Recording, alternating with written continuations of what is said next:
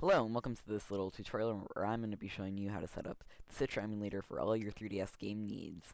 So, you may have heard a few days ago that the Citra and Yuzu emulators got shut down, which really does suck, but luckily, many people were able to make archives of their GitHub repositories.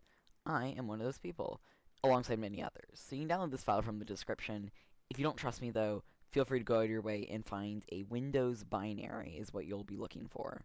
The build of Nightly for Windows. That's what I'm going to be using in this tutorial, and that's what I recommend you use since it's the most stable, the most recent, and just all around the best. What you'll want to do is after you get this file, you'll just want to extract it to your desktop or wherever you're doing this. After that, you can just open it up, and you'll see a few things. So you want to double-click Citra Qt, since that's the actual emulator UI, and you might get a warning like this saying, Windows protected your PC. You'll just want to click More Info and then click Run anyway, because Windows thinks it's a virus. It isn't, and yeah, that's basically it. So you may notice, okay, we have no games, we have no encryption keys. How is this going to work? And the answer is you have to get the files dumped from your own 3DS. You'll need a hacked 3DS for this, which you can follow 3ds.hacks.guide. Do not follow YouTube tutorials. They are inaccurate and are just not a good thing since a lot of them haven't been updated, and you won't get the full extensive overview the same way you would if you followed 3ds.hacks.guide.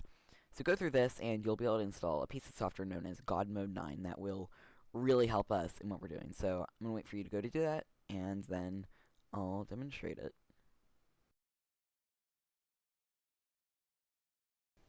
So now you've modded your 3DS, or if you have already done so, skip to this part of the video.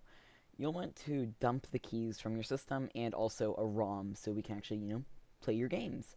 So if you don't know, the 3DS encrypts the games and the files and things with an encryption key, and it's actually not legal, just like it's not legal to distribute the ROMs, to distribute these keys online, so you're going to have to dump them from your own system.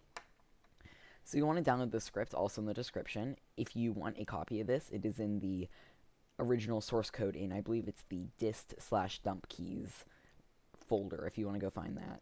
But I'll have this linked in the description alongside the zip file for easy access. So what you want to do is you want to take the SD card out of your Nintendo 3DS and either plug it into your computer or plug it in via an adapter to your computer, which you should already know how to do if you followed the tutorial on 3ds.hacks.guide. So you'll want to plug in your SD card and then go into the 3DS folder. Once you're in here, you want to go into the God Mode 9 folder and then scripts. Now in here, you'll want to drag in the dump keys. I already have it, so it's just going to replace it, but you just want to drag this in, and it'll add the script to your thing alongside the Mega script and the NAND Manager script. And what you're going to get is you're going to get these two files here, and I'm going to show you that process right now. Okay, so what you want to do is you want to hold the Start button, and then press the Power button. This will boot you into God Mode 9, as you should already know. And you'll want to click on the Home button, go down to Scripts, and then click Dump Keys. You'll then dump your keys to the GM9 out folder, which you can check by going into here and then going down to GM9. Sorry, it's actually just in the GM9 folder. And you'll dump aes_keys.txt and cdb.bin. aes_keys.txt is the keys that are used for like all games, and then cdb.bin is for other certain games use this for seed encryption, but you don't really need to worry about that right now. And head down to the game cart, or C:, and then you'll want to press on it. It might take a moment to load, but then you'll want to head down to the whatever the title ID.trim.3ds is, because the .3ds is like a more bloated version, rounded to the nearest, I believe it's 500 megabytes or something, while this one is just the exact file size. So you want to click on that and then click on copy to GM9 out. We could build a .cia file from this, but that isn't necessary since, one, it would slow down the emulator since you actually have to physically install it to the NAND on the emulator, and two, it's just easier to do this, and it takes less time, so, When it's done, you'll just press A to continue, and then you can press Home and Power Off. So you can close your system, and then take out the SD card, and then plug it back into your computer for the next step. Okay, and we're back. So you'll unplug your 3DS back in, as I just said, and go to it and the GM9 folder. From here, you'll want to copy these two keys, sorry, these two files, so some are important, the aes_keys.txt and seeddb.bin. You'll then went ahead into the out folder and then copy the .trim.3ds file you downloaded. You just copy that. So once you've copied those files over, what you'll then want to do is create just a little folder where you can store your 3DS games.